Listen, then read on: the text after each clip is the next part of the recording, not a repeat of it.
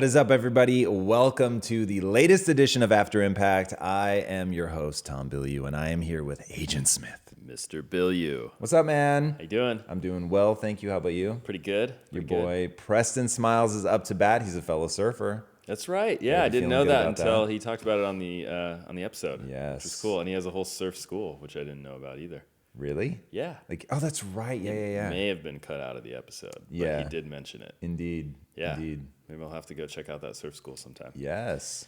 Yes, we are here on After Impact. Welcome, everybody. This is a show where we unpack the impact of Preston Smiles.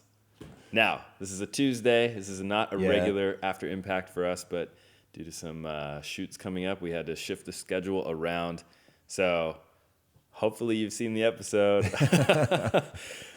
If you're really on it and you're on that commute on the podcast, you may have listened to it, but the YouTube episode just went live. So please join us or watch this later and enjoy it after you've seen the episode. Or if you haven't seen it yet, this is a really good one, guys. I really like his energy. He's super positive. If you're looking for something to really lift you up, give you a new perspective, this is a great episode for that. Preston's awesome at that. And if you haven't listened to it yet or heard it, check it out on the podcast. We're on all kinds of platforms. We're on all the platforms. We're on all iTunes. The platforms. We're on Stitcher. We're on Overcast. We're trying to get on Spotify. Spotify, if you're out there. The optimum word here. Please, it's like unrequited love. Like we really want to be on Spotify, but we haven't gotten it yet. We have not. So if you want us to be on Spotify, if you listen to all your music on Spotify and you want to also listen to Impact Theory, why don't you tweet Spotify? Yeah, hit them up. Let them know what's up. Yeah. And then also we're trying to crush right now to get across the 100K mark on YouTube. So share this content if it's bringing value. That would be amazing. We're trying to help our boy Dr. Finesse out. Getting those numbers up is really going to help him book some guests. We're starting to get outreach. I don't want to derail this episode, but people are starting to reach into us now, like to ask to be on the show. Some pretty amazing people. Until we have the date for the person that reached out to us yesterday, I won't say who it is, but I was freaking out. Yeah, so I'm super excited. Yeah, good momentum right now. So thank you for all of your support. Let's dive into this episode. Welcome Facebook Live. Welcome YouTube Live. We're talking about Preston Smiles. He is a author. He's a motivational speaker, a life coach, founder of the company, which I'm afraid I don't know the name of right now. The Bridge Method, yo. The Bridge Method. Amazing guy, has a crazy story about his life, and he just has a really refreshing perspective. So highly encourage you to watch the episode. Let's kick it off talking about play. Let's do it. This really resonated with me because I'm a big believer in the importance of play. Interesting. Yeah. I never would have said that about you. I think because I have a different way when I'm working. Yeah. But in my personal life, I really think play is critical. Yeah, you got to watch that IG feed with you. You're like a sleeper comedian on your IG feed. I like to have fun sometimes. Yeah. I'll agree to that. So play for me is really important. I want to talk to you about how you see play in your life, especially as someone who is constantly grinding, constantly outworking everyone around them or pursuing that. What role does play have in your life?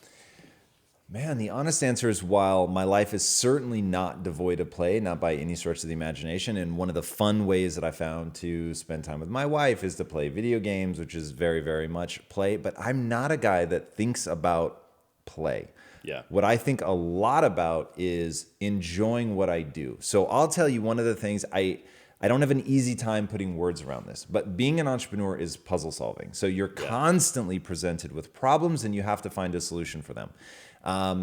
And I really enjoy that process. So we just had a call this morning, which maybe I was solving a problem that didn't even exist. But even in that moment, like when I thought they were saying, hey, this can't be done, my mind immediately goes to, actually, I know there's a way, and let's find that way. And so that for me, if you can have that mentality of how do we solve this problem, how do we overcome this hurdle, and you can really truly enjoy that process so that you get a little bit giddy when you've got a big problem and you're thinking of cool ways to solve it, or the team is coming together and you're brainstorming ideas. Like if that's fun for you, then you're in a really, really good position. And that is very fun for me. So I don't think a lot about like, oh, hey, I want to go surf, or I want to play volleyball, or, something like that. That doesn't really enter into my life.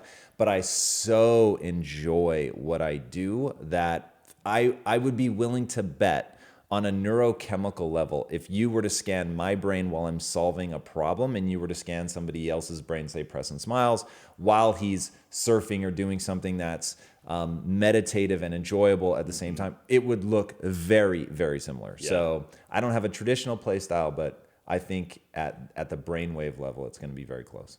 That's super interesting. So it sounds like you've been able to incorporate play into your day-to-day in just the way that you think about things. And actually, my belief in why play is so important is that it allows you to practice de-escalating and lowering the stakes on things, when then everything becomes more game-like, right? And if it's game-like, then you can actually perform, because then you can look at it as a challenge rather than a test of your competence or get into that fixed mindset trap. So that's why I try to find times, and Nicole and I used to do this, and we haven't done it in a while, but we would schedule a night during the week where come home, we order food in, so we don't have to do any dishes or cooking or anything. Right. And we set up like stations around the house where there's like origami, there's there's drawing, there's writing, there's like pull the guitar out, and we just spend time just getting engrossed in that. Wow. And I find that it's a really good way to kind of reset, de-escalate, and then apply those like puzzle solving, problem solving skills to everything in life after that.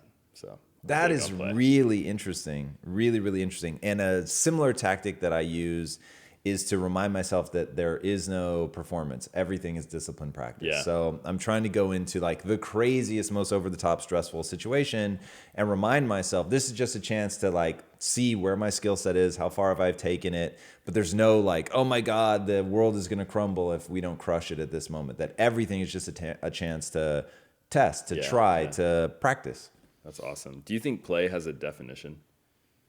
I think that everyone would define it.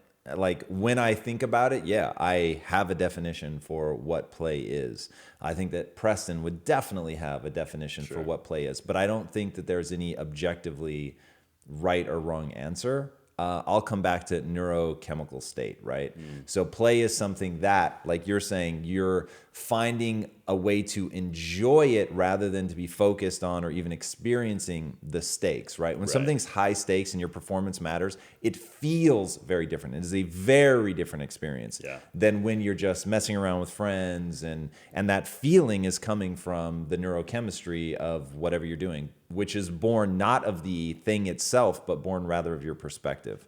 So that's why I think that at the end of the day, like if people are groping at trying to explain it, what they're really groping for is the words to put around that feeling versus the actual activity. That's awesome.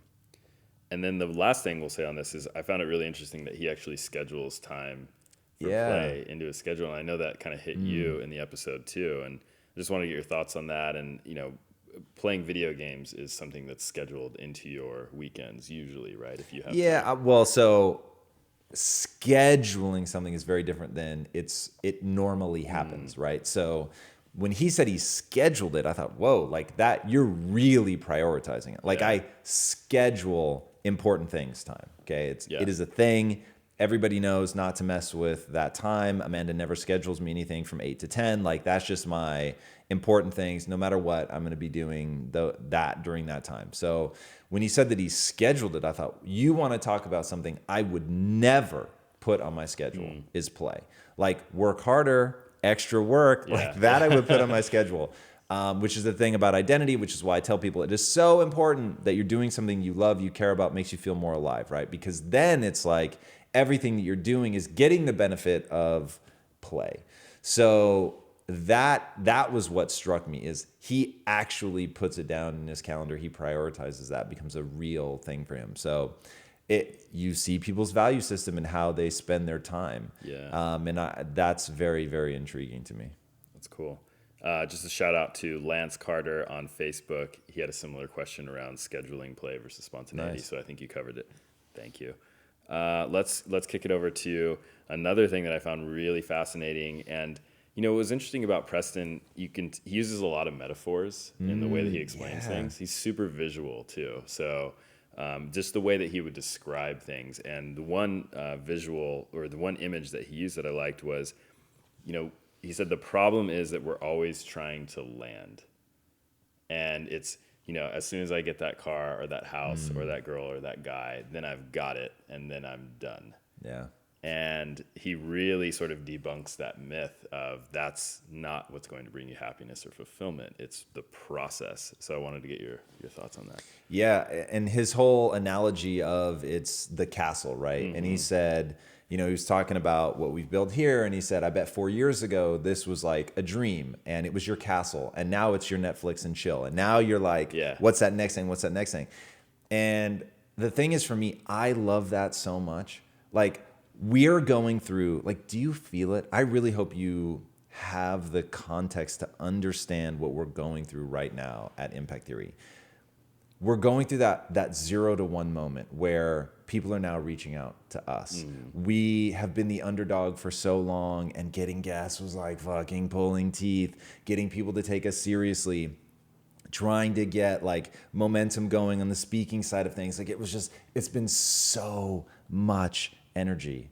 And now like it's starting to come, right? Now it's like people are reaching out because they've seen the content. People are reaching out because they want to be on the show. People are reaching out because they believe in what we're doing with the studio. And all of that we had to create it from absolutely nothing.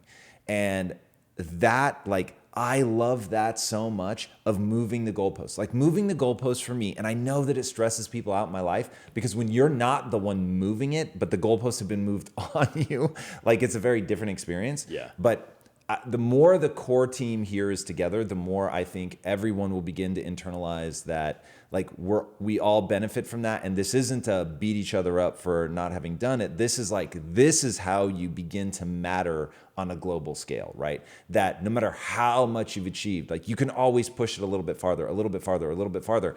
And that's why like my core obsession is with the manifestation of potential, like actually turning it into the ability to close your eyes, imagine something, open them and make it come true. Like that is so cool. And I love that so much.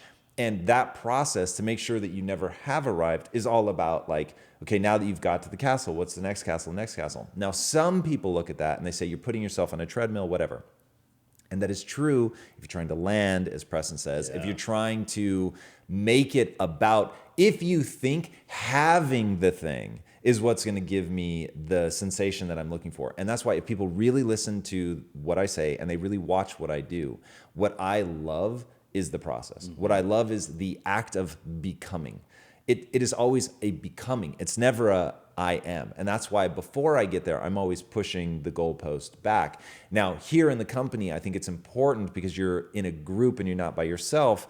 It's important to celebrate things. We're actually building out, for anybody watching, entrepreneurs out there, here's something that you should really think about. Build out a calendar of what you as an entity celebrate. And I think that's important. So what are our celebrations? Is it milestones, right? So we've done some of that with our 24-hour Impactathon. We really wanted to celebrate and thank the community. May the 4th, right? Which is basically our celebration around mythology and its power. Sure. So we do like a big fun thing where, all around Star Wars. But that's a cool thing for us to reinforce like what our ideology is. So if you're enjoying that process, if you are taking the time to celebrate, but if at the same time, like you're willing to like push it and think bigger and dream bigger and can love the process, it's amazing. And that's such an important distinction, I think, is that you have to be striving, but then you can't, if you're happy when you land, it's only going to be fleeting and you can't rely on that. And that's why I really liked his whole notion of the going to the castle through the woods and you got to take the hits. And then as soon as you're in the castle, you look for the next castle. Yeah. Right. It's true. One of the things that struck me in the very beginning of the episode, Preston said a lot of what he does with his work when he's doing sort of coaching people one-on-one or mentoring is helping them change the stories they tell themselves. Yeah. And I know you liked that. And I almost had a thought of, like, would you agree that that's the work that you do as well?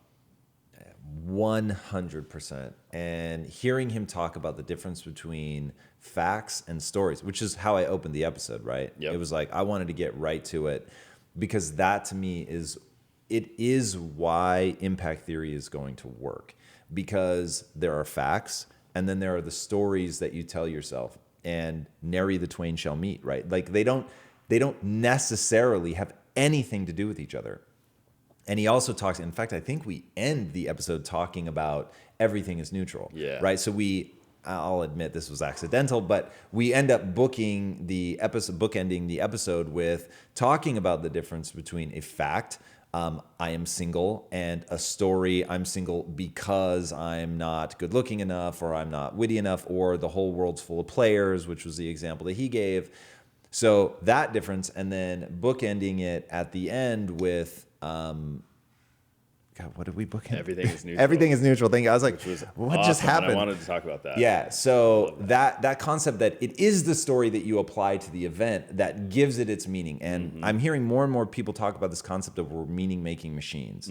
And that is why I'm so obsessed with story, fiction, narrative, because you're going to extract from the events the perspective based on the story that you're telling yourself, based on what you paint that essentially neutral event. And I'm glad he used cancer, and I wish the example I had used was you're gonna die, right? Like if you found out you were gonna die today, like could that ever possibly be seen as neutral?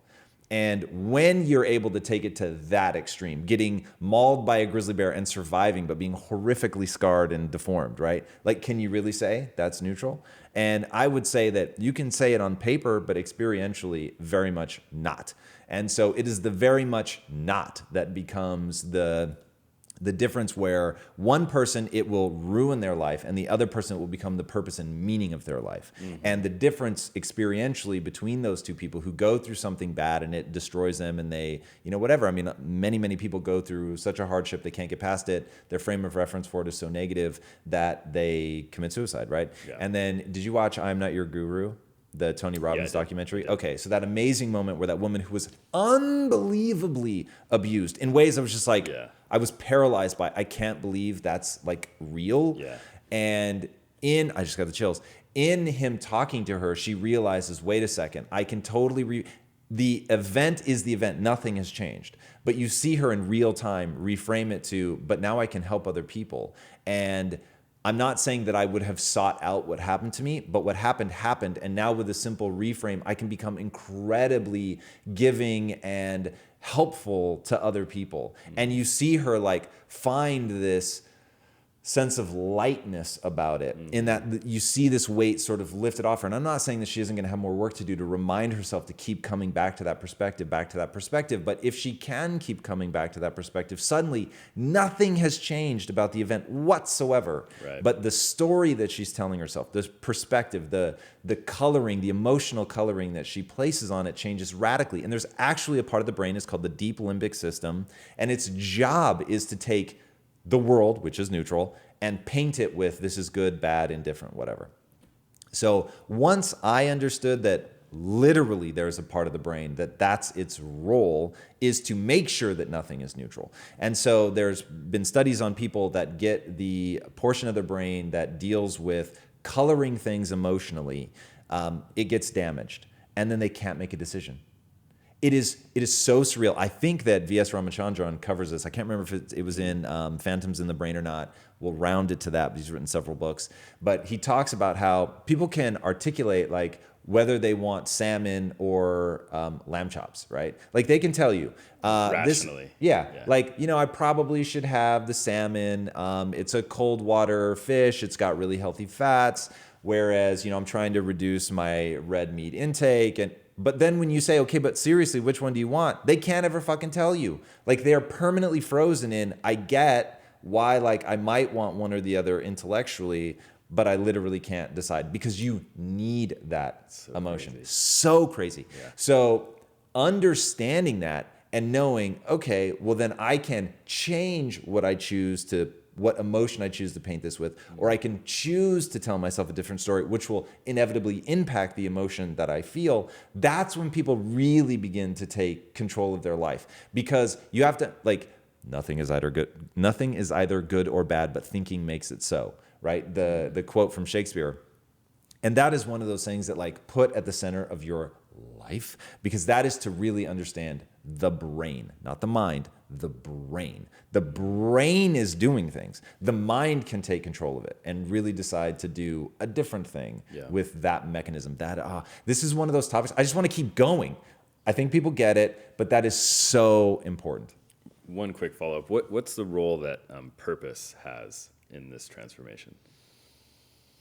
As it relates to what we were just talking about? Like a very negative experience, or what would... Interesting. So one, if you have a purpose, let's call that your North Star. It becomes the thing that guides your direction. It is the filter by which you decide how to feel, what to do, how to respond. So with that, if I were to say that my purpose is to pull people out of the matrix, then it's I know how to determine how to spend my time, but more importantly, I know what I need to do to my mind in order to make sure that I'm able to execute against that goal. So if it were hey, my goal is to go out and help people, does it make sense then to be paralyzed by fear? No, it doesn't, because I can't help people if I do that. So even though I may feel that, even though that fear may seem objectively real, it may seem like something objectively to actually be afraid of, if that's what I need to move forward, then that's what I need to do. So I think of purpose as a goal, right? So not a path, like a goal, a mission in life, something that you really want to make come true. And that to me at the end of the day is really guiding everything. In fact, does everything work backwards from that? Yes. Yes. Even your identity should be created in order to optimize you to be the person to achieve that goal. And that's why people have to be A, very specific about what their goal is, and B, very careful about what they make their goal. Speaking of identity, can you talk a little bit about going back to, everything in life is helping people change the stories they tell them about themselves. Can you talk about how people become aware of the stories they're telling themselves? I think that is a skill in and of itself. Yeah, so self-awareness is, I believe, a learnable skill that starts with a sense of dis-ease. So you feel something in your gut, usually, and it's your job to go, oh, I feel something, right? And it only needs start with that. I feel something. What is it that I feel? Put a name to it. Anger, frustration, jealousy, sadness, elation, joy, fulfillment, right? Whatever that thing is. Then you want to ask, what has made me feel this way? And when you can begin to accurately identify that, and I'll say I've spent almost in fact, maybe more than 2 decades really thinking about this. And even now, sometimes I'm like, Jesus, I have no idea why I feel weird right now. And it can take me... So it's a work in progress. You're 100%. Constantly evolving. 100%. And I think that you get better at identifying stuff. And so it's only the more and more subtle things that will be elusive to you. But that process of really identifying, articulating, putting words to what the feeling is and why you have it is how you will cultivate the self-awareness. God, do I think that there's anything about the human condition that can't be improved upon? No. There are probably some people that are just more self-aware than others, so they get early wins, and so somebody else is going to have to work harder. But I think that it is possible. Great. A couple quick shout-outs. We have Rafael Lobato from Brazil. Nice. What's up, Brazil Rafael? in the house. We got Mark Hitry in Fort Worth, Texas, and Eli Officer from Portland, Oregon. Nice. What's up, guys? Welcome. We're on Facebook Live. We're on YouTube Live. This is just a reminder. This is After Impact, the show where we unpack the episode of Preston Smiles this week. Early After Impact. So we're launching the episode and doing an After Impact. It's kind of like initially we were thinking about The Talking Dead, or you were thinking about The Talking Dead, right? Yes. So this is almost that. Like, it's the episode goes live and then we do it right after. Yes. Yeah, that's actually a good point. And by the way, we're building out a new set here at Impact House. And the new set is all focused around launching shows that are literally media related. So we'll be doing things that are even closer to The Talking Dead than this. But yeah, that was always the vision, was to go deeper, to be able to give sort of a director's commentary, if you will, on the episode, what I was thinking as this is all happening, because I'm really trying to create space for them to shine and have their moment and explain their stuff rather than reacting in real time. I thought, save that for something where the community can join us and throw in their thoughts and questions as well. Definitely. It's great. So speaking of that, your reactions, you were really hit hard by his comment where he said he slows down to the speed of wisdom. Yeah. So tell me what was going through your mind at that time. That was just really interesting. And I choose to interpret it as whatever you need to do to really hear that wisdom, to be able to live that out so that you're actively doing something about it. And you'll see people all the time, like, I'm too busy for.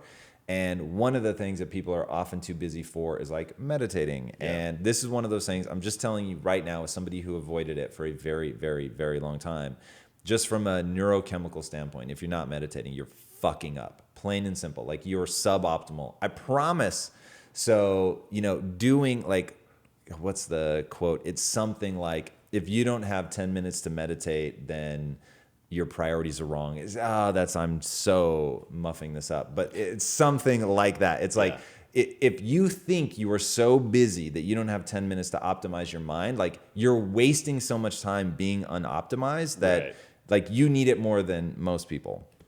So yeah, just hearing him say that, I'd never heard that before. And I thought, yeah, if you need to, and I'm a guy who prizes speed, but if you need to slow down to really get in tune with what makes sense, like that, there's just all the logic in the world to that. And for you, that's meditation, right? Meditation is one of the things. And I guess is depending on how broadly you're going to let me define meditation.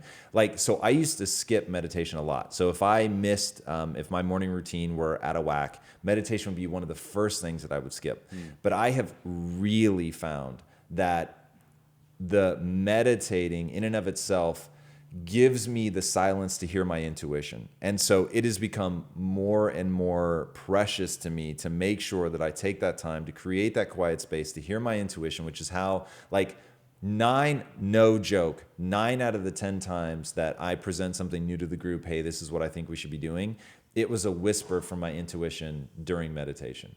And the whole, like, the last couple weeks, I've really been thinking, really what I'm doing is, when I say meditation, I'm just saying priming myself for thinkitation.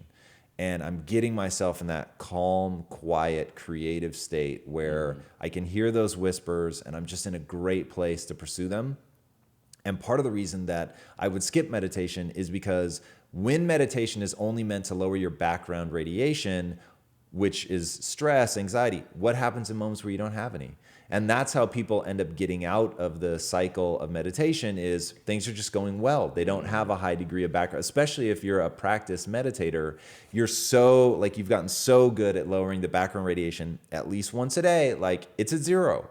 And so you'll find yourself hitting these rhythms where not really stressed or anxious about anything. I mean, maybe acute stuff, but like as a general thing, I'm not really feeling elevated anxiety or stress. So I don't feel like I need to meditate. But then once I thought about like how advantageous it's been to like figure, and so I'll put it in context for other people. If you're asking like, how do I find my passion, which is what they'll actually ask, and the answer is you need to develop your passion. You need, the development process starts with thinkitating. It starts with creating that calm, creative state where you can hear the little whispers, which we'll call those are those moments of interest, the things that like, hey, this is actually something that I care about. You've created the space to hear that.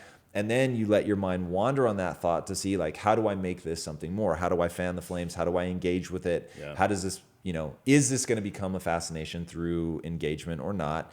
And it's in those moments that you really start to think like, there's something here for me.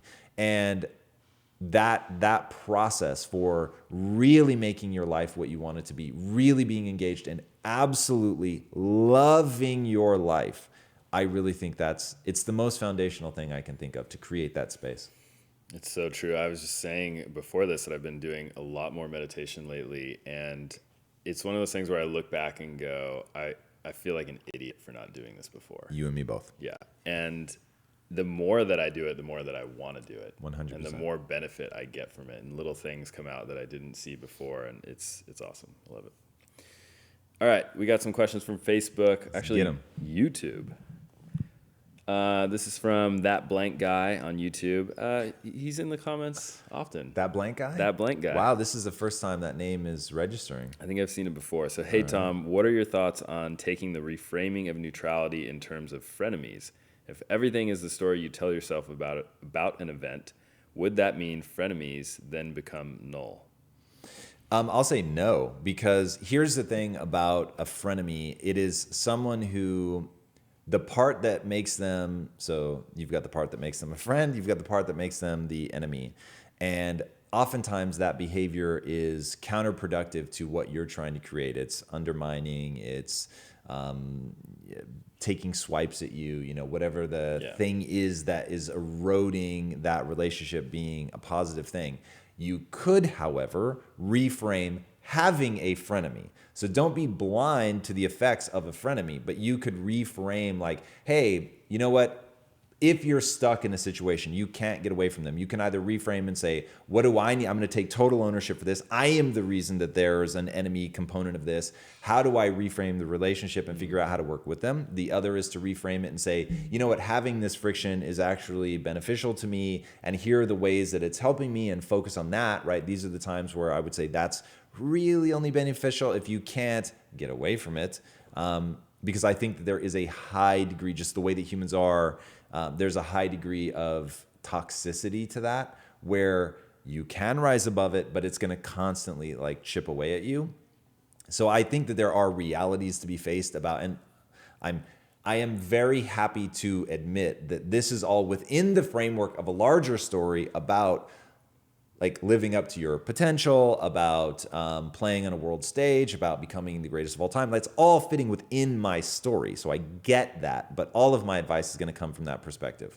Because I think, again, on paper, all things are neutral, but given a human brain, I think it is absolutely 0% of the time that something is truly perceived as neutral in a way that's useful. It's just good to remind yourself that I have a portion of my brain that's painting this, so how do I choose to utilize that thing? I don't think that human beings, like maybe a Buddhist monk will tell you otherwise, but I think I've talked before in the past, I know I have, about I fully reject that notion of not wanting, because wanting is the root of all suffering, which by the way it is, but I fully embrace the utility of that. And with the narrative that I have, that makes a lot of sense. And I'm not trying to step out of the stream of life. I'm trying to be the fastest swimmer in it. Nice. There's someone in the comments, Manu Pathic, says, how would you look at Preston Smiles along with Tim Grover? They're seeing some parallels there and some things that were similar. Interesting. I'm trying to think, can we draw any connections? Yeah, like this is one of those things where I'd need somebody to... So how about this? The story that I have around Tim Grover and Preston Smiles are very, very different. So in fact, I'll say that Preston is the bright, the optimistic, the, you can do anything. And Tim Grover personifies the darkness, the like grind, get it done, whatever it takes, willingness to suffer, like the literal sickness of obsession.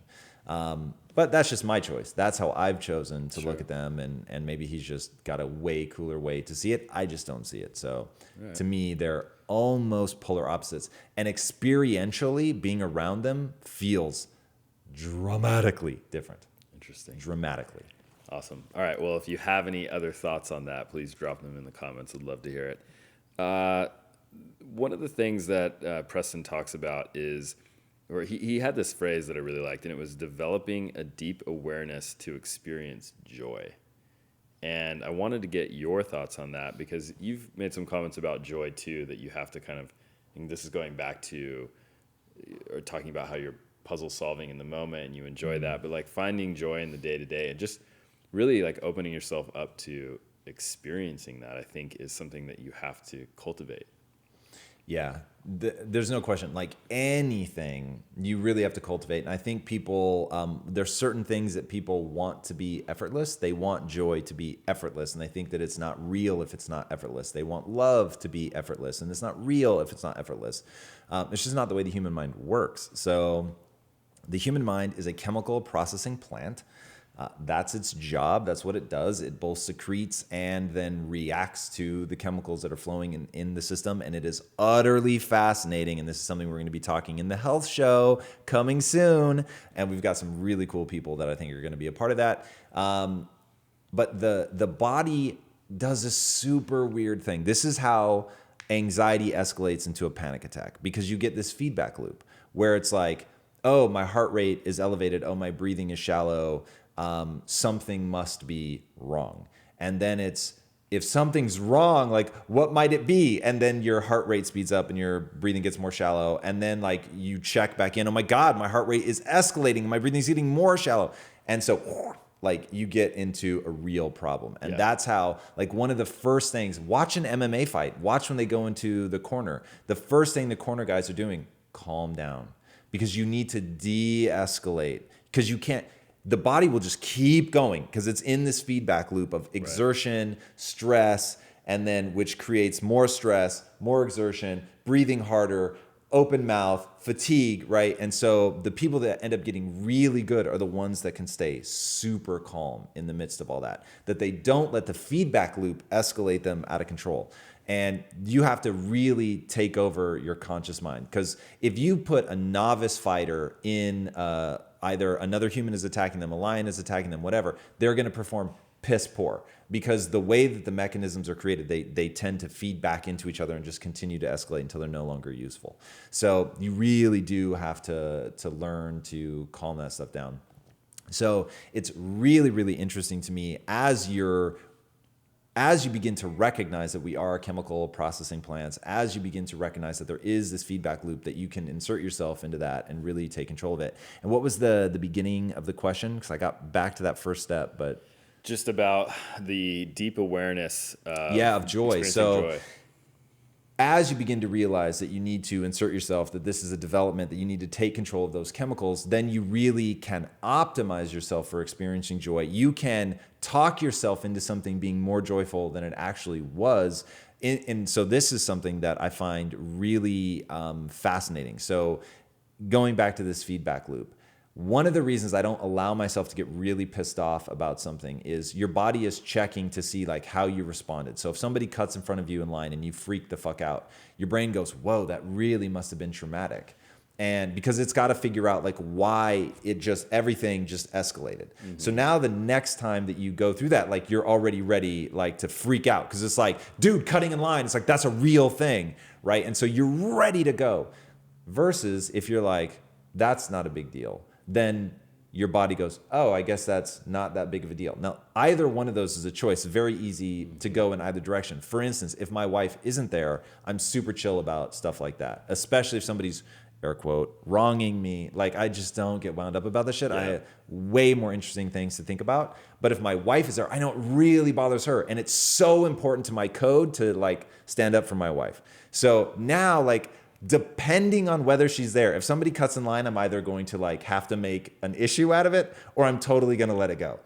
So it is utterly fascinating to see how your brain like categorizes those situations. So to bring it back around to joy, if you focus on fanning the flames, focus on like really being joyful about something, like the origami, right? So we could invite somebody to your house and you and Nicole are like having the time of your life doing origami, and then another person has a choice to make. And they can either buy into what you guys are doing and be like, whoa, this actually really is cool. And these are the exact words that they would need to say in their head to really embrace that. This is really cool. It's really important to take the time to find something that's new and novel and playful and find that childlike joy, right? That's the actual narrative going on in their head. And as they do that, what they're doing is creating the framing device. And in creating the framing device for how to look at this event of playing with origami, they begin to like actually feel the like, whoa, this actually really is fun. Yeah. But if they come in and they're like, dude, I should be like working on XYZ. Like, I can't believe it's so fucking dumb. Like, we're sitting here playing with paper. Like, you can't even sell these things. Like, what are we doing? This isn't even a skill that's going to help. The exact same thing. You guys are having a ball and they're being tortured, right? So really, really interesting. Nothing comes for free, at least not to the extremes that it could. There are things that are innately painful, innately pleasurable, but we either make them more so either way, depending on how we frame it and think about it. That's awesome. Big announcement. We have Preston Smiles in the feed. Our boy, Facebook. What is up? Woo, woo. I wish I could do it like he does. This is a symptom, though, of where my voice is at right now. I can't do it, but oh, yeah, it's super infectious the way that he does that. He says, yo, much love, guys. Thank you for all that you do and be, Tom. Nice, man. Well, thank you to you, dude. You are so high energy and so infectious. And if you weren't here at the beginning of the feed where Jared really put a finger on that, there's so much optimism that just radiates off you from the moment you walked in the house to the moment you left.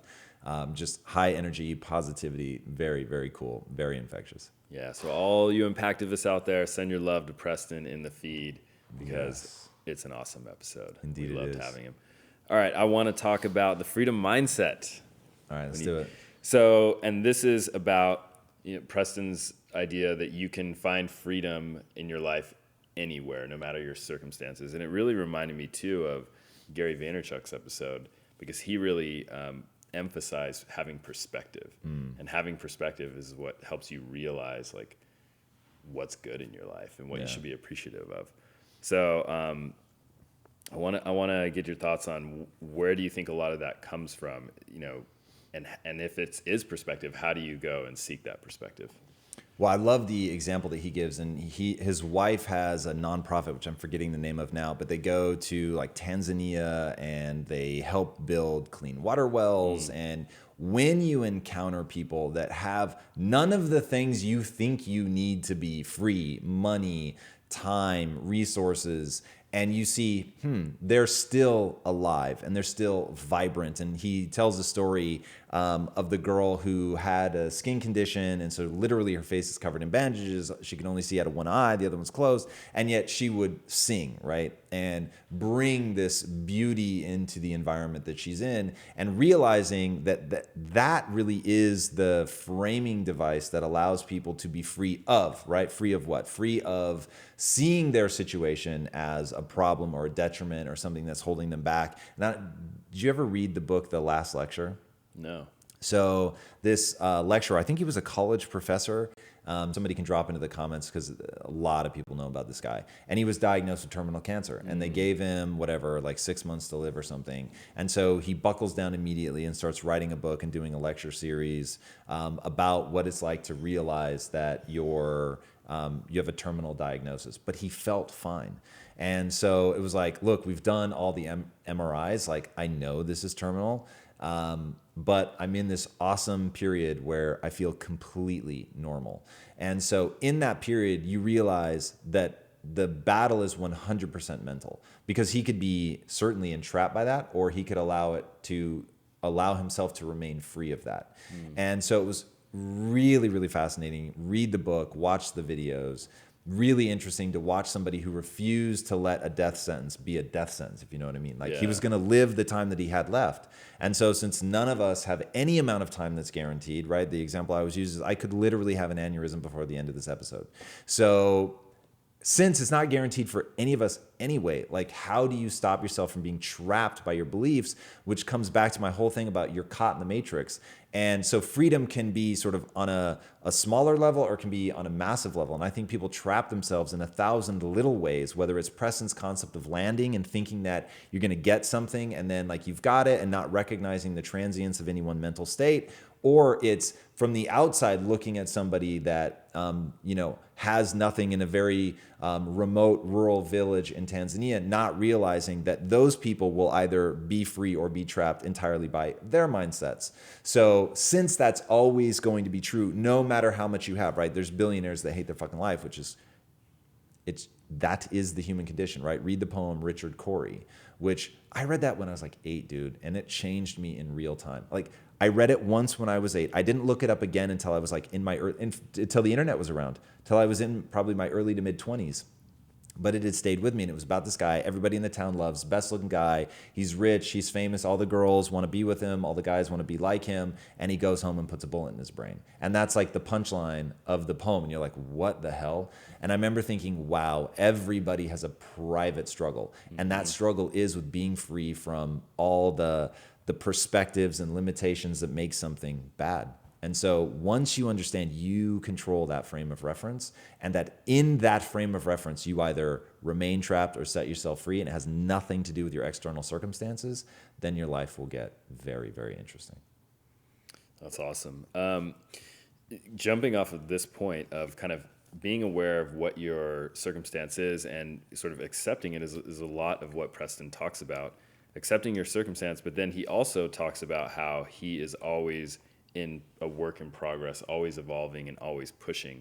And those two things are kind of somewhat at odds with one another. So, and I know that you're very big on, holding two competing ideas in your head at the same time. So I wanted to get your thoughts on that. Yeah, that was how I closed the episode, right? Talking about his friction between I all needs met right now, and I'm going to make $1.7 million this year, right? I'm going to strive to make that a reality. And it is the friction between those two ideas that makes him special, and that's going to make him, I think, as successful as he decides he wants to be.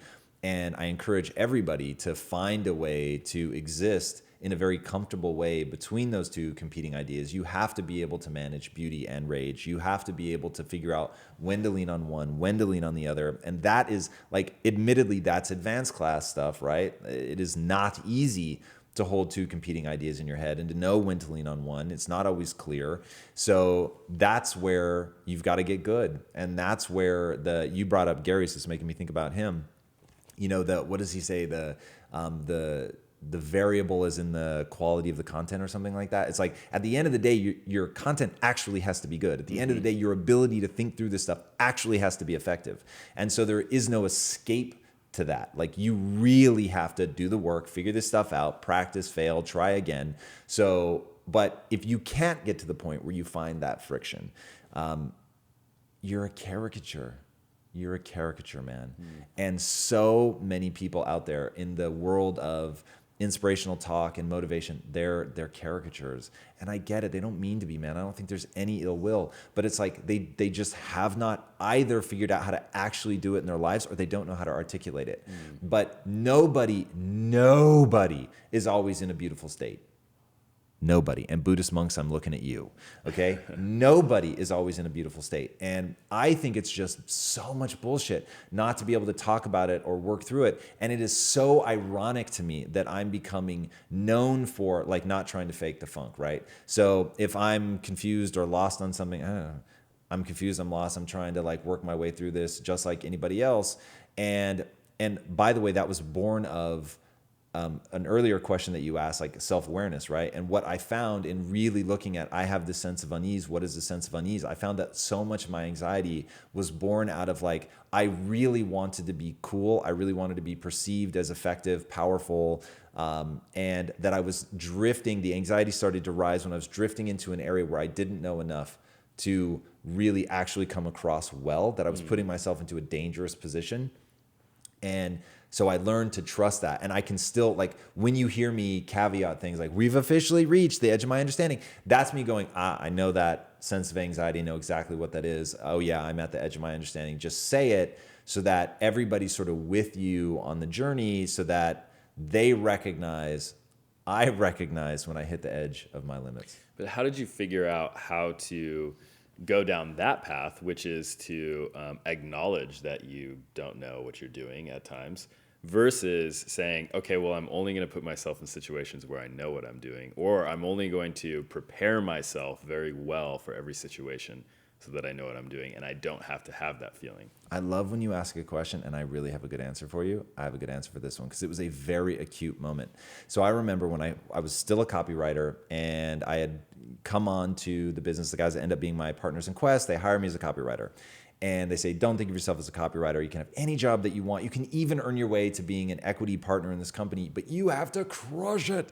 So I had to get better, right? And I had come on board because I wanted to get rich. There were two promises I made myself when I was a kid. One day I'll be rich and one day I'll have six-pack abs. I had no idea how I was going to make either of them true, but that was my goal, right? So now my obsession with goals. Yep. That in fact, just in this episode, we said everything works backwards from that. So I already had that belief. So I want to get rich. Fantastic. These guys were smarter than me. And I was constantly in a position where my ideas just weren't the right ideas. And they knew more. And just forget that they were ahead of me in their business curve. They could process data faster than me. So it was like always wrong, always wrong. Their idea was always the right idea. And as somebody who prided himself on being right and being smart, it felt fucking terrible, man. And every time it happened, I was like, this makes me feel so badly about myself. And I didn't want to feel badly about myself. It sucks so much. When people feel badly about themselves, it sucks. It will suck every day of your life. It will never stop sucking. So the question is, what do you decide to feel good about? So I had a fixed mindset. I wanted to be right. So they presented an idea. Actually, I think it was first I presented an idea. They presented a better one. And I just couldn't take another day of being wrong. So I start arguing it and arguing it and arguing it and arguing it. And finally, I win the argument. And a voice in my head, the entire time I was arguing, was screaming, you know you're wrong. Shut up. Like, you know you're wrong. Like, what are you doing? And I didn't have the clarity. I didn't know why. I just knew I need to win this fucking argument. And so I kept going. And either they just relented or I actually convinced them. Either way, we were now going to move forward with my business idea, even though I knew it was worse. And so I said, I have a goal to get rich. I just convinced them to do something that is way less likely to make me rich. So what do I actually want? Because if I want to just be right and feel good about myself, I'm in the wrong environment because they're never going to make me feel like that. They're too far ahead of me. They're too smart. So I need to, if that's really what I want, fair enough. I'm not going to judge me, right? If that's really what you want, though, you need to leave this environment because it will be a torture chamber for you. On the other hand, if it's not what you want and you really do want to be rich, then you need to, whatever idea is right, pursue it. And that was the epiphany moment. And that's when I realized what I build my self-esteem around matters, because I need to feel good about myself. I know that I won't enjoy feeling badly about myself all the time. So can I switch what I take pride in? Can I switch over to being the learner and taking my sense of pride around being able to admit that I'm wrong fast, like really fast, and really priding myself on the amount of time that from the moment I realize that I'm wrong, which I won't pride myself on that. I want to do it quickly, but like you're going to realize it when you realize it. But from the moment that I realize it, how fast can I go? I was wrong. And now get on board with the right answer and put all my energy behind it. And when I made that switch, everything in my life changed. That is like, if there were going to be an acute moment, which sadly there is not, but if there was going to be an acute moment where I stopped being in the matrix, that was it. And that certainly, like if you ask me, people ask, oh, how did you become successful? Usually I'll say I read. The honest truth is that realization. Realizing that I needed to feel good about myself, that I could build my sense of pride around something that was anti-fragile, and that thing was being a learner, always willing to admit when I was wrong, identifying the right answer and putting energy behind it. Like, and I am very open to there being something else, because now that's part of my identity, but I really believe that is the single most foundational part of the belief system. Until you do that, you'll be held back. That's great. Really powerful. Someone dropped in the comments, Randy Pausch, Pausch is the name of the last lecture. Nice. Thank you. Thank you. Yeah, that was from Corinne Davis. Thanks, Corinne. Ooh, Corinne. She is an absolute rock star. Yeah. One of the only 2 people to finish the 24-hour live. So that's right. Mad she respect. did. Yeah. Mad respect. Cool. Well, that is those are all the questions I have for today. All right. Do you have anything else you want to talk about in this episode? No, I mean, where are we at on time here? We got about 6 more minutes till the top of the hour. All right. And we've got no questions coming in from... No, I unfortunately, I think it's because most people haven't seen the episode right, yet. Yeah. Truth. Hashtag truth. Yeah. No, I don't, man. That is it. If you guys haven't already, make sure you watch this episode. Preston is an absolute bundle of energy, enthusiasm, optimism, positivity. Very, very cool to be around and to enjoy. It was a lot of fun to have him in the house. It was a lot of fun to research him and see somebody be so consistently upbeat. And what made it important to me, because it's not BS, is that he acknowledges it's a choice. It's a frame of reference. It's something he has decided to do and find in his life. And by deciding it and finding that in his life radically changed and took him from being the kid that was getting in trouble and smoking weed at like 12 years old or some crazy shit like that, to really finding just beautiful things in his life and being able to create the life that he wants for himself, which I cannot stress that enough. It is for you to build, and you can have whatever life you desire. You have to make those choices at all times based on your mentality. All right. Now I will come back to this camera and I will say, guys, we are on a race to 100,000 subscribers. Technically, to tell the truth, we're on a race to 115,000, but Jared is convinced that would be very confusing and seem very odd to you guys. So we keep focusing everybody on 100,000, but between you and me, it's secretly 115,000 by the end of September. And our obsession with numbers is 2-pronged. One, it's what helps us get guests on the show and makes Dr. Finesse's job a lot easier, brings amazing people to you guys, because the first thing people, even Preston Smiles, even Preston Smiles does is they look at our YouTube count. So getting our YouTube numbers up is just immeasurably helpful to getting you guys more and more guests on the show. So that would be incredible.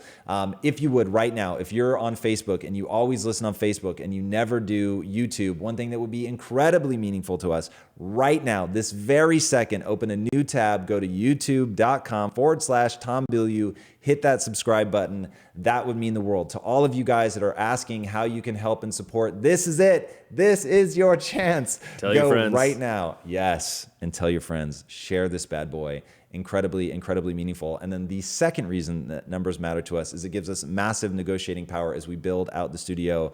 The vision for the studio is going to become more and more tangible to you guys in the coming months. I think before we hit Christmas time, we're going to have a lot of new shows coming out. We've got a partnership, which we can't really say yet, but we've got a partnership that we're very excited about coming out.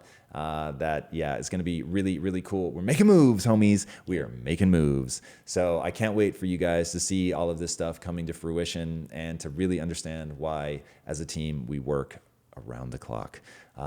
Thank you guys so much for joining us. It is amazing. This community is the most beautiful thing in my life.